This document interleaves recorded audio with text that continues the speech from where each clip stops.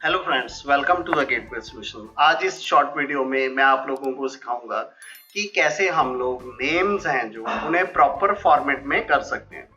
क्योंकि जब हम टाइप करते हैं या कई बार हमें टाइप किया हुआ डाटा मिल जाता है, आप देख सकते हो जैसे ये नेम है, इनका जो फर्स्ट कैरेक्टर है वो भी लोअर केस में है, जबकि होना क्या चाहिए कि जो अमरिंदर का ए है वो बड़ा होना चाहिए, अपर केस में होना चाहिए। इसी तरह से सिंह और बाकी जो नेम है उनमें भी सेम ऐसे ही होना चाहिए। अब मैं आपको बताऊंगा कि आप लोग एक बार में ये कैसे कर सकते हैं।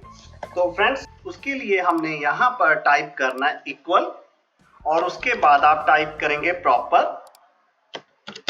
फिर आपने ब्रैकेट स्टार्ट करना है और ये जो आपका A3 का कॉलम है नेम वाला, इसे आपने सिलेक्ट कर लेना है और आपने ब्रैकेट बंद कर देना है। तो आप देख सकते हो